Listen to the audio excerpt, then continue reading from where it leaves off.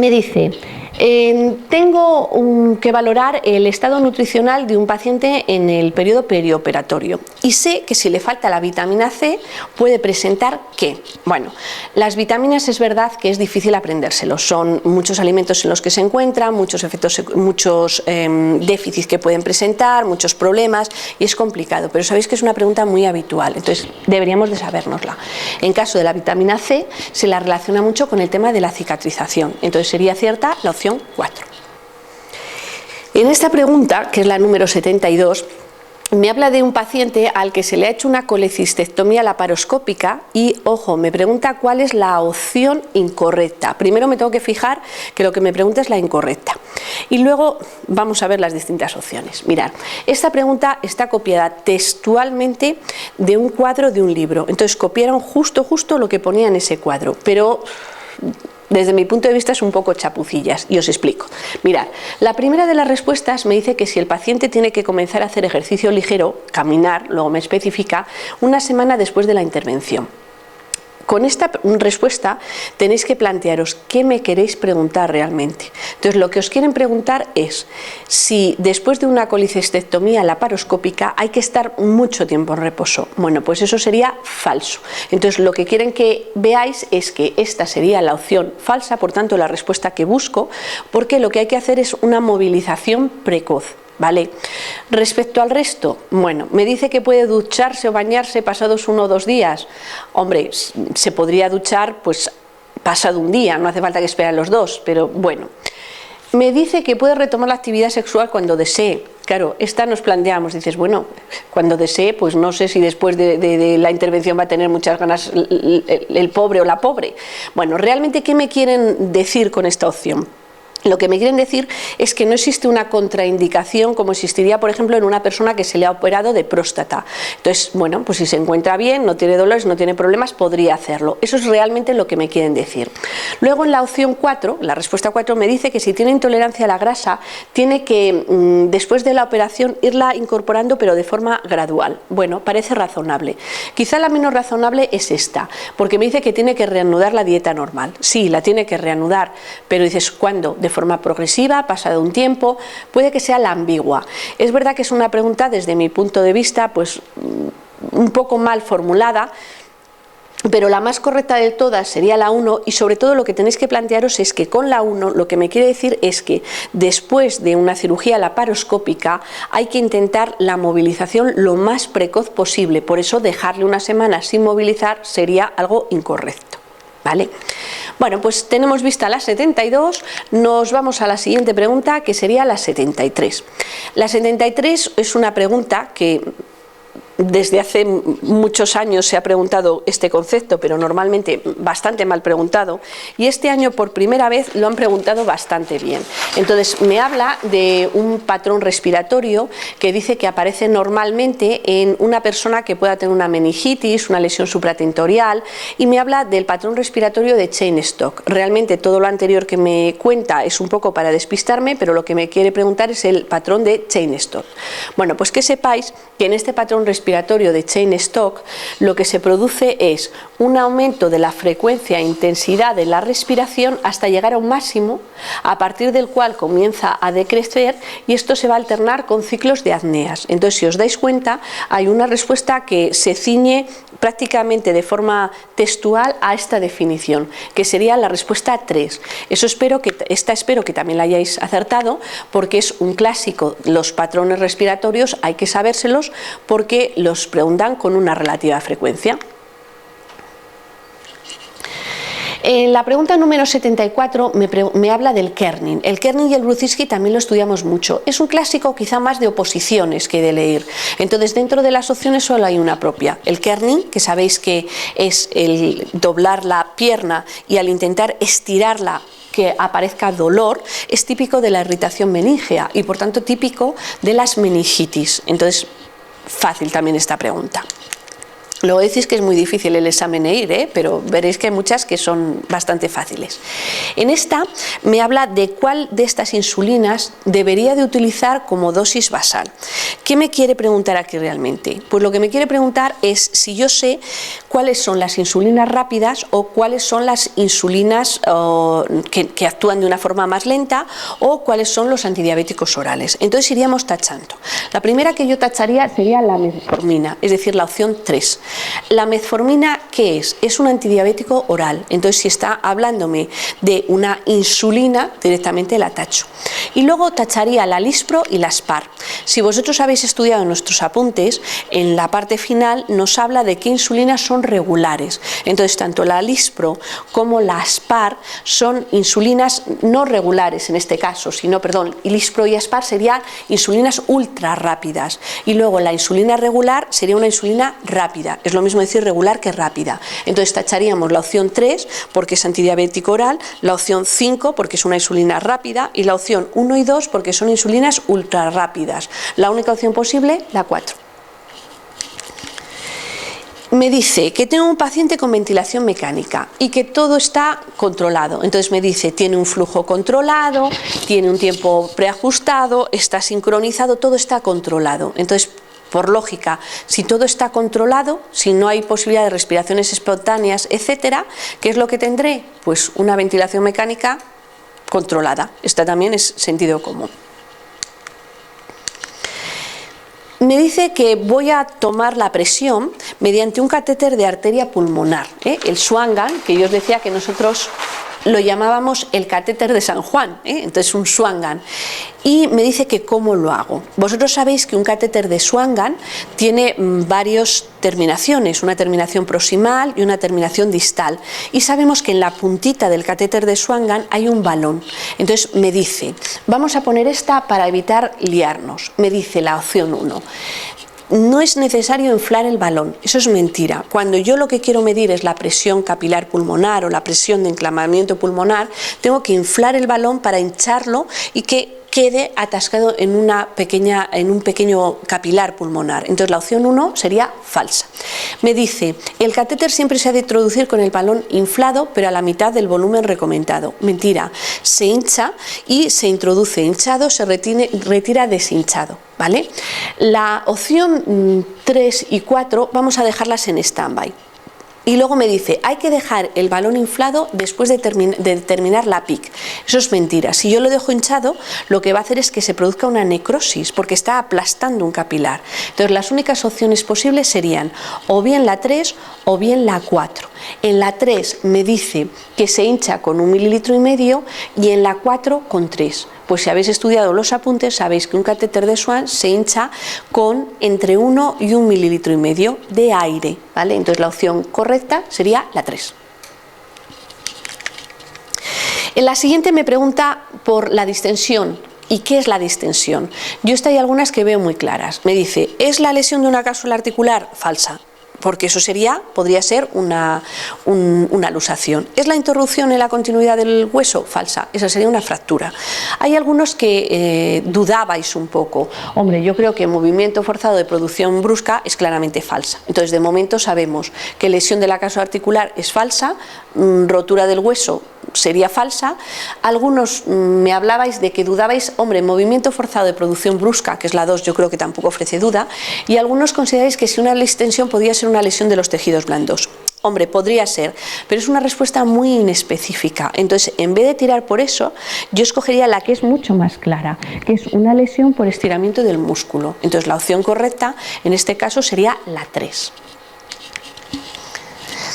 En esta me intentan también liar un poco. Veréis, me dice que tengo un paciente con un índice de masa corporal de 27, que es diabético tipo 2, y me dice que si puede tomar una copa de vino con las comidas. Bueno, pues lo primero que me intentan engañar es con la opción 1. La opción 1 es lo que yo digo el gancho. Entonces me dice que si una persona bebe alcohol, que si puede tener una cetoacidosis. Bueno, pues que vosotros sepáis que cuando se bebe alcohol no hay tendencia a tener cetoacidosis, que sería una hiperglucemia. Al revés, lo que hay tendencia es a tener una hipoglucemia, pero me quieren un poco que me líe con este concepto. ¿vale? Luego, hay otras opciones que claramente son falsas. Me dice, por ejemplo, tiene que evitar consumir el alcohol, aunque sea en cantidades moderadas, porque aumenta la morbilidad. Eso es mentira. Sabemos que el alcohol en pequeña cantidad, más que en moderada, en pequeña, ayuda a reducir el riesgo cardiovascular. Esta sería mentira. Ninguna respuesta es correcta, es mentira, porque sí que hay una respuesta correcta. La opción sería o escojo la 2 o escojo la 3. La 3 es lo que yo digo, una pregunta ambigua, y os explico por qué. Porque realmente el alcohol produce hipoglucemia, entonces yo debo de comer antes de beber el alcohol, pero claro, me dice, ¿puede consumirlo antes de la comida? Hombre, realmente antes no, debería hacerlo para evitar la hipoglucemia, pero es la que quizás fuera un poco ambigua, pero realmente esa es falsa. Entonces la única opción posible sería la opción 2. La opción 2 es la correcta porque me dice además de una persona que tiene un índice de masa corporal de 27, entonces con un cierto grado de sobrepeso. Entonces si toma alcohol debe tenerlo en cuenta e incorporarlo a su plan de alimentación.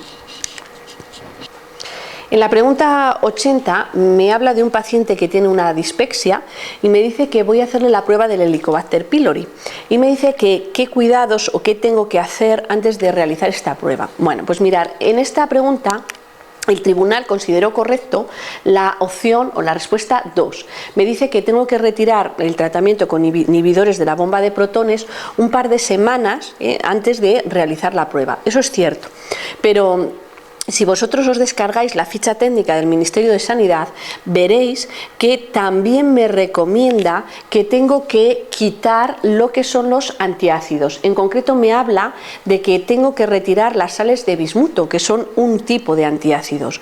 Por tanto, esta pregunta el tribunal no la ha anulado, pero que sepáis que realmente es una pregunta que está mal respondida, porque hay dos posibles opciones, la 2 y la 3. Ya os digo, es una pregunta que no han anulado, pero que está mal y que a mí la verdad que me duele mucho que la corrijan mal, porque cuando haya que explicar este tema a los alumnos, pues te entra la duda de ¿qué les cuento? ¿Lo que dicen los libros o lo que dice el tribunal? Bueno, pues realmente, si os la vuelven a poner para otro año, en principio el tribunal ha considerado que solamente hay que retirar los inhibidores de la bomba de protones, pero que sepáis que también, según los libros, habría que eliminar lo que son los antiácidos. En la pregunta número 81 me dice que qué ocurre cuando una persona le hago una laringotomía supraglótica. Bueno, pues tenéis que tener en cuenta que si yo le quito la zona por encima de la glotis, si os dais cuenta, lo que me hacía la glotis era cerrar, hacer que cuando yo tomo un alimento se cierre la vía aérea y pase a la vía digestiva. Bueno, pues si yo lo que hago es quitar la supraglotis, que es lo que se hace en una intervención de este tipo, con eso lo que estoy haciendo es que esa persona tenga más riesgo de atragantarse, y por eso me dice que la opción cierta es la 3. Cuando yo hago una laringotomía supraglótica tengo riesgo de broncoaspiración por la dificultad que tengo para deglutir. En la pregunta 82 me habla de las cánulas de traqueostomía y me habla de qué cánula hay que usar si quiero poder hablar, para permitir la fonación. Bueno, esta pregunta yo la vi claramente. Lo que quieren preguntarme es, lo que quieren que les responda, mejor dicho, es que las cánulas fenestradas son las que permiten hablar, y eso es cierto. Una cánula fenestrada sería algo así, es una cánula en la que tenemos aquí un agujero y entonces eso permite que el aire entre y pase a las cuerdas vocales. Bien, eso es cierto, pero realmente esta pregunta está mal y os explico. No solo las cánulas fenestradas permiten hablar, sino que si yo tengo una cánula fenestrada con o sin balón puedo hablar, pero si tengo una cánula sin fenestrar, siempre y cuando no tenga balón, también puedo hablar, porque el aire entraría por aquí y permitiría la fonación igual. Entonces esta es una pregunta que nosotros dijimos que claramente está mal hecha y el tribunal finalmente la tuvo que anular, porque realmente hay varias opciones ciertas. Aunque ellos querían que les contestáramos la cánula fenestrada, yo os hubiera aconsejado, contesta la cánula fenestrada. Si la tienes bien, déjalo estar. Si la tienes mal, intenta anularla. Pero realmente se puede hablar tanto con cánulas fenestradas con y sin balón como con cánulas sin fenestrar, siempre y cuando no lleven balón. Entonces esta realmente quedó anulada. En esta me dice que tengo una persona que tiene un trastorno de la imagen corporal y me dice que este diagnóstico de enfermería, ¿en qué caso puedo usarlo? Tiene una clave que os tenéis que fijar. Me dice que lo puedo usar en algún caso en el que se produzca una alteración de la distribución de la grasa.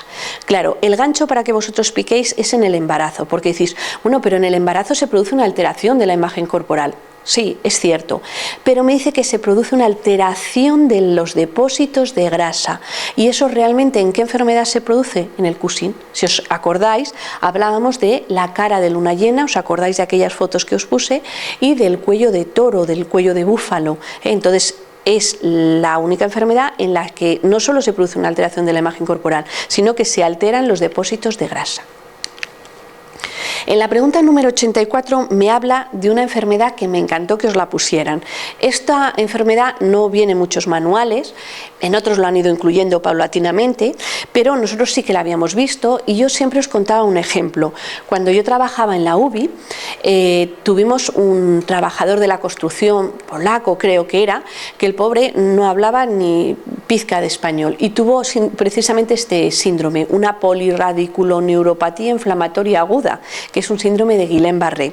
Entonces lo que le ocurría era una tetraplegia, era una parálisis flácida que iba subiendo hasta causarle la tetraplegia con parálisis respiratoria. Y yo os decía que a mí personalmente me afectaba mucho porque era una persona que el pobre ni se quejaba, no entendía nada y yo me ponía en su situación. Si a mí me ocurre eso en un sitio en el que no entiendo el idioma y de repente cada vez muevo menos hasta que se me paralizan los pulmones, pues no sé, me pondría a chillar o no sé lo que haría. Entonces yo os conté un caso para que vosotros os acordarais de cómo se produce este síndrome y se produce precisamente como explica la opción número 2. Es una tetraplegia con parálisis flácida que va ascendiendo hasta producir parálisis respiratoria que precisa normalmente ventilación mecánica e intubación. En la respuesta 85 me preguntan por una señora que tiene una alopecia. Bueno, esta pregunta es un ejemplo para mí de absurdo. Y os cuento, está extraída tal cual de un libro. Entonces, ¿qué han hecho? Bueno, pues han puesto la afirmación que venía en el libro y otras que ellos consideran que son falsas, pero yo querría decir a los del tribunal que porque algo no aparezca en su libro no quiere decir que sea falso. Entonces, mirar, me dice, tengo una persona que se le ha sometido a quimioterapia y ¿qué le sugiero antes de que pierda el pelo? Hay una que claramente es falsa. ¿Cómo le voy a sugerir que use la peluca para ocultar la alopecia? Si no ha perdido el pelo, pues la 1 obviamente sería falsa. Pero de las demás todas podrían ser ciertas. ¿Puede ayudarme a evitar la despersonalización una peluca? Bueno, quizá la menos cierta. ¿Puede ofrecerme alternativas? Le puedo decir, puedes usar un pañuelo, una peluca, distintas alternativas. Es más, lo recomiendan muchos libros.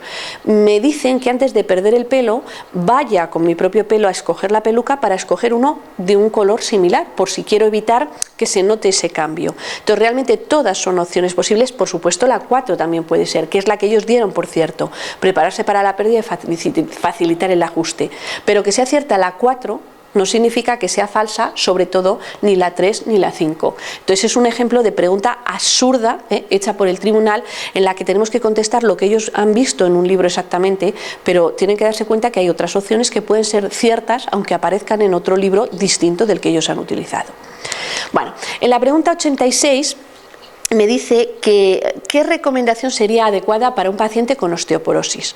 Aquí me vuelven a preguntar qué produce la osteoporosis de una forma, bueno, más elegante. Entonces me dicen, ¿el paciente tiene que realizar ejercicios isométricos? No. Si os dais cuenta, los ejercicios isométricos son ejercicios sin desplazamiento articular. Entonces, ¿para qué me sirven si son sin desplazamiento articular? Me dice, ¿el paciente tiene que tomar una dieta rica en fibra? No. Sabíamos que las fibras, la gente que toma mucha fibra en exceso, esos fanáticos de la fibra, pues puede dificultar la absorción del calcio y con ello favorecer la osteoporosis, con lo cual esa sería falsa.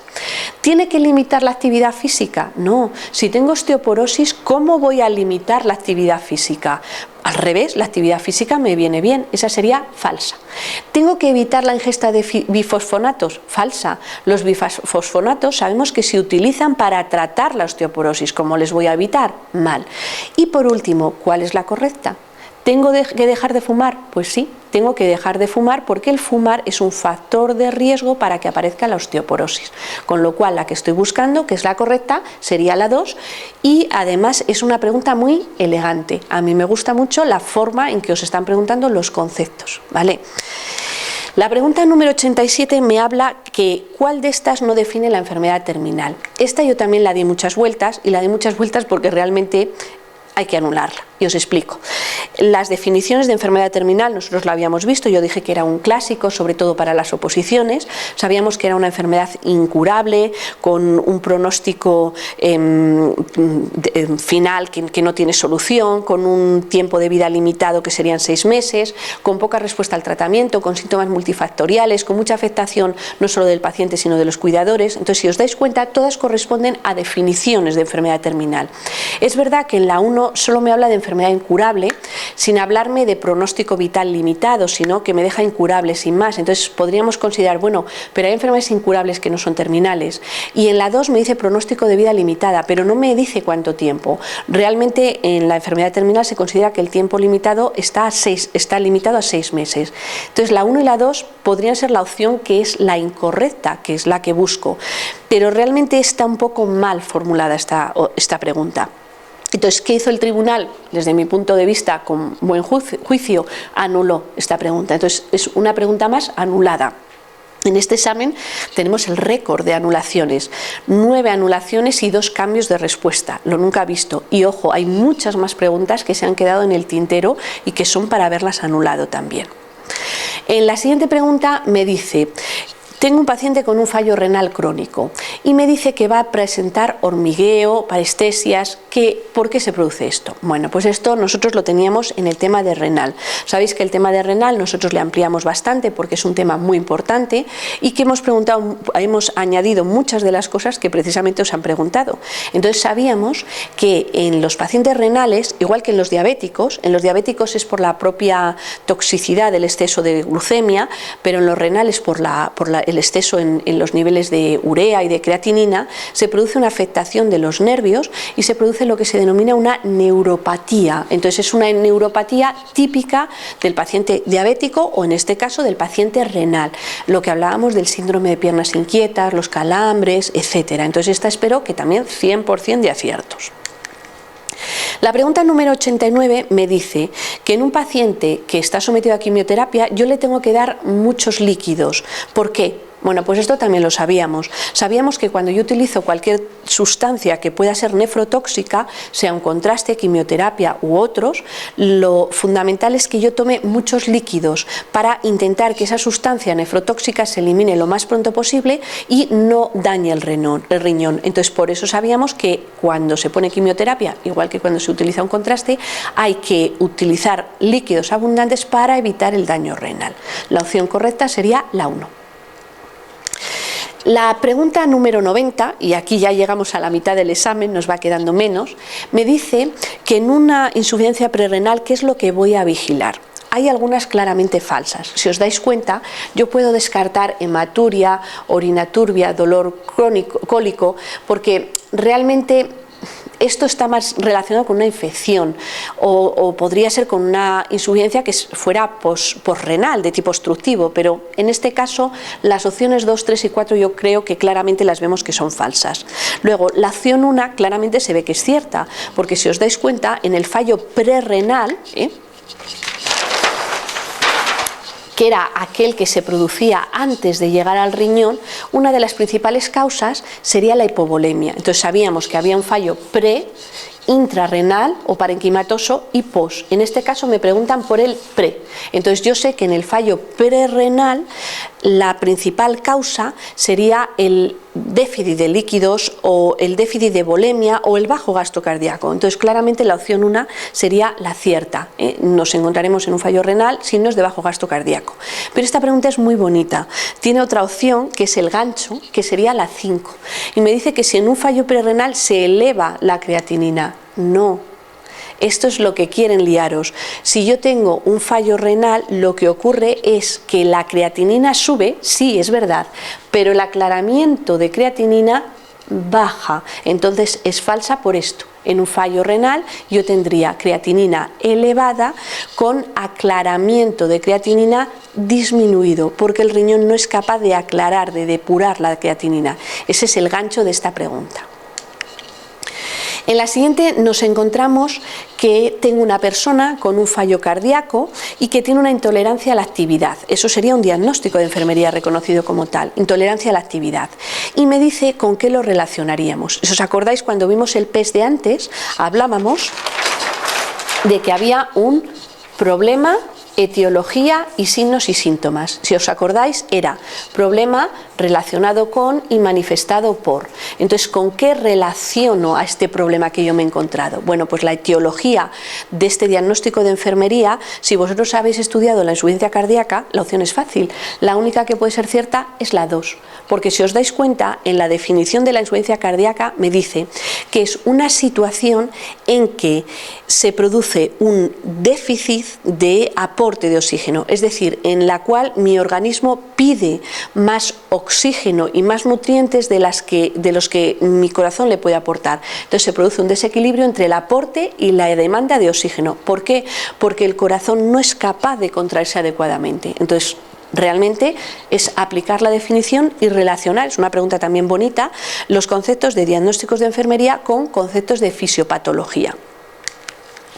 En la siguiente me habla de una persona que le tengo que hacer una diálisis peritoneal y que esta técnica, ¿por qué se caracteriza? Bueno, esta me alegré 100% porque nos esmeramos mucho en explicaros bien los conceptos de la diálisis y todo eso, entonces espero también que la hayáis acertado. Decíamos que la respuesta 1 sería falsa, porque me dice que sí hay que administrar siempre heparina por el catéter peritoneal. Normalmente no se administra. Me decía Jesús, que es el compañero que explica piel, que sabéis que trabaja en diálisis y controla mucho de esto, que hay veces que ellos administran heparina en pequeña cantidad si hay alguna obstrucción, pero no es lo habitual, por tanto la tacharíamos por la palabra siempre. La siguiente opción me dice que se puede usar la diálisis peritoneal en un paciente con un problema de tipo restrictivo, respiratorio restrictivo. Bueno, pues mirad, si yo tengo un paciente con un problema restrictivo, sabéis que le resulta difícil expandir la cavidad torácica. Si yo le meto 1 litro o 2 de líquido en el abdomen, le va a resultar más difícil. Entonces, lógicamente, es una técnica que no se usaría en estos pacientes. En la siguiente opción, que es la 4, me dice que si se hacen intercambios diurnos y nocturnos cada 4 horas. Vimos una pregunta casi igual que esta en el simulacro del último día. Entonces vimos que los intercambios se hacen por la noche, no cada 4 horas porque cada poco le teníamos que despertar, o por el día, pero duran bastante más de 4 horas, con lo cual esa opción sería falsa. Y por último, la opción 5 es falsa. ¿Por qué? Porque me dice que si elimino agua y sustancias tóxicas por ultrafiltración. No. Sabéis que el agua se elimina por ultrafiltración, pero las sustancias tóxicas no. La ultrafiltración solo se utiliza para el agua, ¿vale? Con lo cual la única opción posible es esta. Además de que os habíamos comentado que era la técnica de elección, la diálisis peritoneal, para los pacientes que tienen problemas cardíacos, anginas, infartos, etcétera, y para los niños, porque produce muy poca repercusión a nivel hemodinámico, ¿vale? Entonces la opción correcta sería la respuesta 3. En la siguiente me dice, tengo un paciente con Parkinson, ¿cuál sería la respuesta verdadera? Una vez más os aconsejo simplificar. Si vamos una por una, posiblemente al final, no sé si decía digo o digo Diego. Entonces mi consejo, si veis una muy clara del libro, a ella vamos. Entonces yo sé claramente, porque lo hemos visto 1.000.000 de veces, que el Parkinson produce una tríada, que es temblor, rigidez y bradicinesia. Entonces, en el momento en que yo me veo temblor, rigidez, bradicinesia, sé que esa es la opción correcta. Y mi consejo es paso del resto, salvo que pusiera todas son ciertas, cosa que no ocurre aquí, directamente escojo la opción 2, porque me sé muy claramente que esa es la tríada clásica del Parkinson y porque la hemos visto 1.000.000 de veces en 1.000.000 de preguntas, ¿eh? La verdad que en este examen yo estoy muy contenta correcta porque hay muchísimas preguntas vistas en clase y algunos incluso me habéis dicho, tú debes estar en algún tribunal porque no es normal, ¿eh? Entonces es verdad que hay muchas preguntas muy vistas en clase. En la pregunta 94 me habla de los cuidados de una fístula. Esta mi consejo también, ir a lo seguro. Entonces, aunque pueda empezar a dudar con otras, habíamos visto los cuidados de la fístula, yo os dije que habíamos insistido mucho en el tema de renal porque sabemos que cada vez es más importante en el EIR, que lo teníamos muy trabajado en los apuntes y sabíamos que los dos cuidados fundamentales de una fístula era evitar presión y pesos y comprobar diariamente que la fístula funcionaba. Entonces yo ni me complicaría, en cuanto me veo esta opción voy a por ella. Respuesta correcta, la 3. Es verdad que el vendaje compresivo le vendría mal, el andar flexionando, extensionando le vendría mal, el levantar peso le vendría mal, o que no hace falta limpiar todos los días la piel circundante, salvo cuando esté recién hecha. Entonces, todas las demás son falsas. En la respuesta número 95 me habla de cuál es el factor de riesgo principal del ictus, sea isquémico o hemorrágico. Esta, yo cuando la vi no di crédito, porque está textual en nuestros exámenes. Entonces, yo llegué a la conclusión de que nos estaban copiando los exámenes. Entonces, no sé, tendré que hablar con los del tribunal porque realmente había muchas muy iguales. Y esta es textual, la habíamos visto en clase, habíamos insistido mucho en ella porque es un clásico quizá más de oposición y sabíamos que el principal factor de riesgo del ictus isquémico hemorrágico sería la hipertensión arterial. En la siguiente pregunta nos habla de la gradación de un tumor. Es una pregunta que me encanta. Es muy bonita. Es una pregunta con trampa, pero es elegante, como os digo yo. Entonces, ¿cuál es la trampa o el gancho de esta pregunta? Pues mirad, lo que quieren es que les contestemos el TNM. Entonces, lo que quieren es que contestemos la opción 1, que cuando yo hago la gradación de un tumor, yo valore la extensión, el tamaño, la diseminación. Pero no es esa la respuesta correcta. Si os dais cuenta, me pregunta por la gradación. Y la gradación realmente es lo mismo que el estadiaje, que es cuando me habla de GX, G1, G2, G3, G4. Entonces, cuando yo hago una gradación, lo que hago es ver qué tipo de tumor tengo y qué características tienen las células. Entonces, es una pregunta trampa, pero es una pregunta que ya os digo, me parece muy bien hecha y muy elegante. Entonces, el gancho es la 1, que sería falsa, es con lo que quieren engañarme, y la cierta sería la 4. En la pregunta número 97 me dice que tengo un paciente que se le ha hecho una intervención y se le ha puesto un Penrose. Entonces, ¿cuál de estas opciones sería correcta? Esta, otra vez más, dije, bueno, me las están copiando, ¿eh? Entonces, realmente esta pregunta las hemos visto muy similares en los exámenes que hemos hecho en clase, pero muy similares. Los que habéis venido a clase lo sabéis. Entonces me dice, ¿el Penrose es un drenaje activo? No, sabemos que es un drenaje pasivo, ¿eh? Sabéis que es como una especie de, como si fuera el dedo de un guante, ¿eh? Y dentro lleva con una especie de canalitos. Entonces, ¿es un drenaje activo? No, es pasivo. ¿El Penrose tiene que tener un sistema de circuito cerrado? ¿Cómo va a tener un sistema de circuito cerrado si es como una especie de dedo sin más? Falso por esta palabra. ¿Funciona por aspiración? ¿Cómo va a funcionar por aspiración si es un sistema abierto? Falso por esta palabra. Me dice, ¿se coloca en la vía biliar? Falso. Se coloca en la vía biliar el drenaje de Kerr, pero en este caso no se coloca en la vía biliar. Me dice, ¿es un drenaje pasivo que funciona por capilaridad? Sí, esa sería la opción correcta, la 4.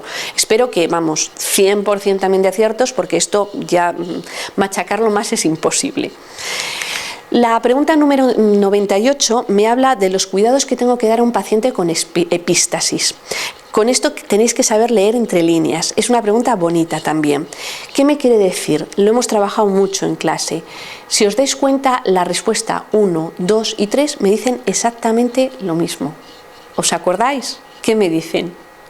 Valsalva. Entonces, si os dais cuenta, estornudar con la boca cerrada, hacer respiraciones profundas e instilar solución salina en la fosa nasal o sonarme con fuerza, todo ello es lo mismo dicho de distintas formas. ¿Es bueno hacer una valsalva si tengo epístasis? No, porque voy a sangrar más. ¿Es bueno colocar la cabeza hacia atrás, posición Fowler? No, Sabíamos que no debo colocarla ni hacia atrás porque me trago la sangre, ni hacia adelante porque sangra más. Cabeza en posición neutra, falsa. Entonces, ¿cuál es la única cierta? La 4. Tengo que evitar actividades que impliquen esfuerzo físico. Esta es muy importante que sepáis que qué os quieren decir con esas frases, qué me quieren preguntar, que también lo trabajamos mucho para que de alguna manera entendáis o incluso yo os digo empaticéis con el tribunal. Bueno, seguimos con la pregunta 99. Nos dice, señale cuál de las siguientes precauciones de seguridad utilizadas en el cuidado del paciente que recibe braquiterapia no es cierto. Esta pregunta tiene dos claves. Una, tenemos que fijarnos bien que me están preguntando por la falsa, cosa que muchas veces os confundís. Entonces, lo primero es resaltar el no es cierta, que es lo mismo que es falsa. Y dos, tengo que saber bien qué es la braquiterapia. La braquiterapia sabéis que es la radioterapia de contacto. Entonces tengo que saber que en este caso, si una persona tiene algún tipo de implante en el interior de su cuerpo, debe de utilizar una habitación individual, con lo cual la 1 sería cierta, debe de evitar las visitas de niños y embarazadas por la radiación que podrían recibir estas personas, la 2 es cierta, tiene que el personal que lo utiliza llevar algún medidor para saber qué radiación ha recibido, la 3 sería cierta, y por último, tanto las visitas como incluso el personal tienen que estar un tiempo reducido en contacto con ese paciente, con lo cual la 5 sería cierta. Y la única opción que es falsa sería la 4, que es la que estoy buscando. Esto es porque el aislamiento inverso, que sabéis que es el aislamiento protector, es lo mismo, se destinaría a pacientes inmunodeprimidos, etcétera, pero nada tiene que ver con el uso de la braquiterapia. Llegamos a la 100, ya nos va quedando mucho menos. En la 100 me dice que tengo un enfermo, que es un paciente terminal, que tiene una mucositis y que va a tener dolor, porque la mucositis sabéis que es típica de los pacientes con tratamientos quimioterápicos, radioterápicos y que les produce inflamación de las mucosas y dolor. Dentro de esta pregunta yo os aconsejaría que fuéramos directos a la opción que sé que es cierta, que es la respuesta número 4. La 4 sé que es la opción correcta. Sé que le tengo que dar lidocaína, como en jarabe, por así decirlo, viscosa, para aliviar el dolor. La lidocaína sabéis que es un anestésico, entonces directamente respondería a la 4. Pero así todos voy a argumentar alguna más y sería, en el caso de la 1 es una pregunta, una respuesta que quieren que escojáis, pero daros cuenta que la piña se utiliza cuando un paciente tiene sequedad de boca, es decir, serostomía, pero si el paciente tiene inflamadas las mucosas e irritadas, si yo le doy piña le va a producir más irritación. Entonces una respuesta trampa. Entonces la piña sería falsa. Luego me dice que le dé una dieta en turmis. Realmente, para saber que esa es falsa, os tenéis que fijar en la propia pregunta. Si me dice que la persona puede comer una dieta sólida, ¿cómo le voy a dar una dieta en turmis? Si no es necesario, porque la persona sí que puede comer una dieta sólida. Entonces, esa también sería falsa. Y si os dais cuenta, tanto la respuesta número 2 como la 3 me hablan de sustancias que pueden tener un cierto efecto irritante, como es el agua oxigenada o como sería la clorexidina, antisépticos. Entonces, en este caso, si tiene irritadas las mucosas, darle eso sería contraproducente porque le produciría más irritación. Por tanto, aparte de saber que la cierta es la 4, si he estudiado la teoría, podría deducir también que las demás son falsas. En la siguiente pregunta nos dice que cómo debe ser la dieta de una persona que tenga una diverticulosis intestinal. Bien. Vamos a recordar que en el intestino había dos procesos relativamente frecuentes. Uno de ellos sería la aparición de pólipos y otro sería la aparición de divertículos. Yo siempre, ya sabéis que os cuento siempre ejemplos, os explicaba que en los divertículos era como cuando una persona lleva una faja muy apretada y llega un momento que la fibra de esa faja cede y sale por ahí el mollete. Pues eso es lo que pasaría en este caso.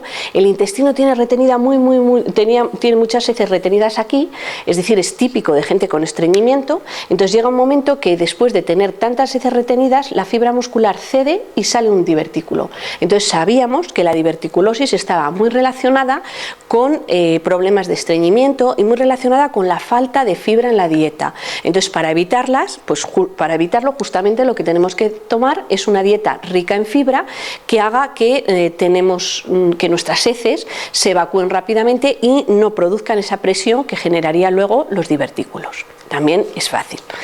En esta pregunta nos habla de qué tenemos que hacer o cómo tenemos que administrar la oxigenoterapia en un paciente que tiene una EPOC reagudizada. Es una pregunta machacada 1.000.000 de veces por nuestra profesora de respiratorio, por Mariluz. Entonces muchas veces os dice, el paciente que tiene un problema crónico, una bronquitis crónica, un EPOC, sabemos que es un caso excepcional, es decir, todas las personas reaccionamos ante el aumento del CO2, es decir, ante la hipercapnia, pero en el caso de los pacientes que tienen un EPOC, eso deja de ser un estímulo porque es algo habitual en ellos. Entonces, ¿ante qué reaccionan ellos? Ante la falta de oxígeno. Por eso sabemos que un paciente con un EPOC hay que evitar los oxígenos a flujos altos, porque lo que hacemos es quitarle el único estímulo que él tiene. El estímulo de un paciente bronquítico crónico para respirar serían las situaciones de, el libro expone hipoxia, el examen pregunta por hipoxia, sería más correcto hipoxemia. Entonces, debo de administrarle flujos bajos porque el estímulo que tiene él para respirar ya no es la elevación del CO2, sino es que el oxígeno esté bajo. Si yo le doy un oxígeno alto, le estoy quitando el único estímulo que él tiene para respirar. ¿Vale?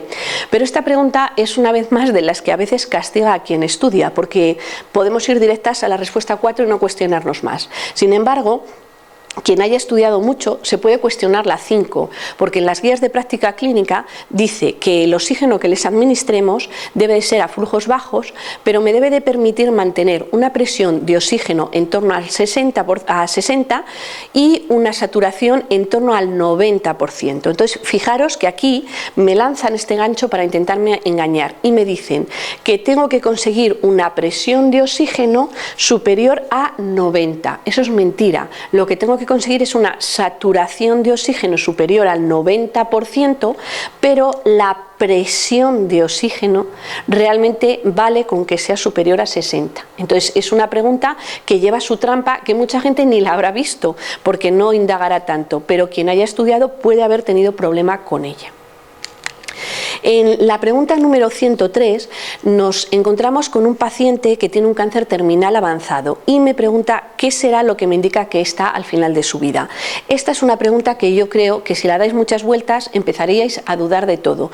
Yo la verdad que ni me la cuestioné. Sé que los estertores premortem se llaman así precisamente porque anteceden a la muerte. Entonces es cuando la persona no tiene ni siquiera fuerza para expectorar y esas secreciones se retienen, no puede eliminarlas y es lo que producen lo que se denominan estertores premortem, que como dice su nombre, preceden a la muerte. Entonces ni siquiera me complicaría viendo si las otras son opciones posibles. Directamente iría a la respuesta 4, es decir, a los estertores premortem.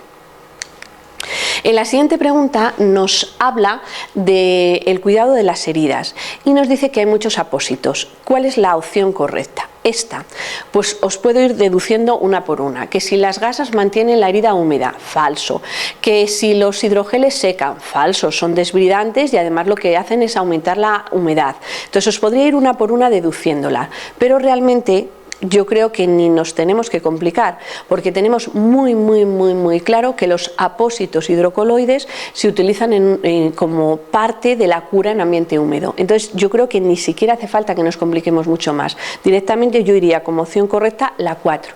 Sabemos que los hidrocoloides son típicos de la cura húmeda, que están contraindicados en heridas infectadas y que recogen unos exudados más o menos moderados. Entonces es muy clara que la respuesta correcta sería la opción 4.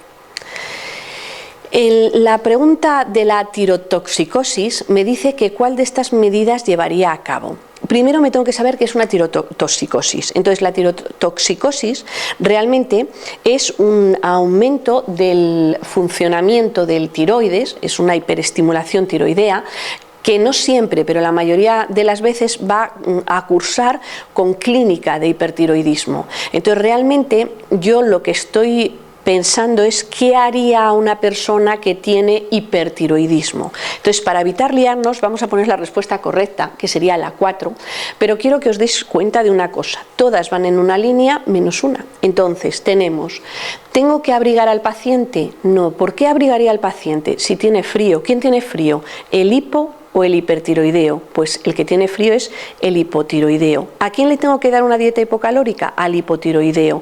¿A quién le tengo que recomendar ejercicio físico porque tiende a aumentar de peso? Al hipotiroideo. ¿Y a quién le tengo que ayudar con ablandadores de heces porque tiene tendencia a tener estreñimiento, al hipotiroideo. Entonces, si os fijáis, la 1, la 2, la 3 y la 5 van en una línea, cuidados de una clínica de hipotiroidismo, mientras que la 4 va en otra línea, cuidados de aquella persona que tiene hipertiroidismo y que tiene, entre otras, tendencia a tener taquicardias, etcétera, ¿vale? Entonces, la opción correcta sería la 4, que es cuidados de una persona con un hipertiroidismo o con una tirotoxicosis. En la pregunta número 106 me habla de cómo se toma la presión venosa central. Esto, quien hayáis trabajado, sobre todo si habéis trabajado en las UBIs, es una pregunta muy sencilla, pero yo comprendo que a lo mejor los que seáis más recién terminados, pues os pueda plantear problemas. Entonces, realmente es una pregunta relativamente fácil para lo que os digo, quien haya trabajado, igual para otros os cuesta un poquito más. Entonces vamos a desentrañarla. La primera me dice que para medir la presión venosa central, que si tengo que usar traductores electrónicos de presión que miden en centímetros de agua. Bueno, pues sería falsa por esto. Los electrónicos no miden en centímetros de agua. Tenemos dos formas de medir la presión venosa central. Una sería con traductores electrónicos, que es los que se usan normalmente en las UBIs, y los resultados son en milímetros de mercurio. Y otra opción serían con las típicas columnas de agua, que a lo mejor las habéis visto, aunque ahora se usan quizá relativamente poco, porque existen otros métodos mejores, que se utiliza una especie de regleta, y ahí sí que se mide en centímetros de agua. Es decir, los electrónicos se miden en milímetros de mercurio, los manuales se miden en centímetros de agua, se puede medir con los dos sistemas. Entonces, la 1 es falsa porque me habla de un medidor electrónico y que la medición se hace en centímetros de agua. Falso. La 2 es falsa porque dice que solo se puede hacer con los electrónicos. Mentira, se puede hacer con los electrónicos y con los de tipo regleta, los manuales. La 3 es falsa porque me dice que si se va a hacer por la luz distal de un catéter de la arteria pulmonar. El catéter de arteria pulmonar es lo que vimos antes, un catéter de Swangan. Y un catéter de Swangan, si os dais cuenta, cuando tiene dos luces, entonces, en un catéter de Swangan vamos a tener dos luces. Hay una luz proximal por la que yo voy a medir la presión venosa central y una luz distal donde yo voy a medir la presión capilar pulmonar. Entonces, en esta pregunta es claramente falsa la respuesta 4 porque me dice, la respuesta 3 porque me dice si se puede realizar a través de la luz distal de un catéter de arteria pulmonar. Eso es mentira. A través de la luz distal se mide la PCP, pero no la PVC. Entonces sería falsa por la palabra luz distal.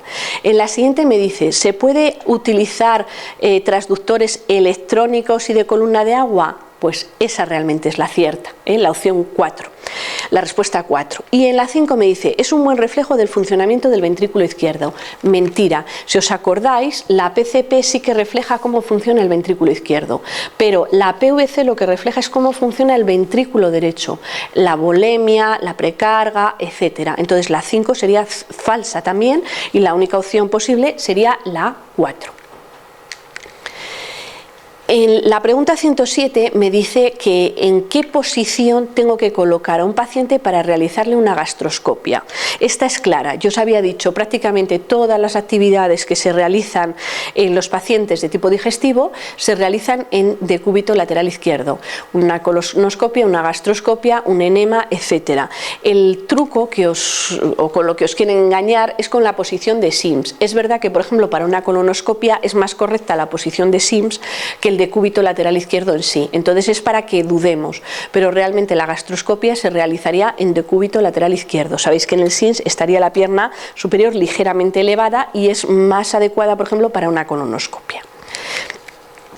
En la pregunta 108 me habla de para qué sirve la heparina. Me dice que tengo un paciente que tiene una elevación del segmento ST y para qué sirve la heparina. Bueno, pues esta pregunta tiene un gancho que enseguida Marta, nuestra profesora de farma, lo vio. El gancho es esta respuesta. Entonces la tentación que nos ponen es ir a por la opción 5 y decir que todas son respuestas correctas. Parece que las lees y dices sí, todas pueden ser. Falso. Realmente la 1 no puede ser la opción correcta, porque la heparina no tiene una acción fibrinolítica como tal. Las acciones fibrinolíticas se deben a los fibrinolíticos, tipo pues a la streptokinasa, al acteplasa, el RTPA, el APSAT, todas estas sustancias. Esas sí tienen función fibrinolítica. Luego, podemos pensar que la heparina tiene una acción antiagregante, pero no, la heparina no es un antiagregante plaquetario. Antiagregante plaquetario son otras sustancias como el Plavis. Y hay otra palabra que chirría, que me dice que restaura la permeabilidad de la arteria coronaria de forma inmediata. Hombre, inmediata, suena un poco mal. Entonces, si veis estas pequeñas incongruencias, decimos, a ver si esta va a ser con la que quieren engañarme, y realmente la respuesta correcta, ¿cuál sería? La 2. Me dice que la heparina inhibe que se formen más trombos y evita que se repita el episodio. ¿Vale?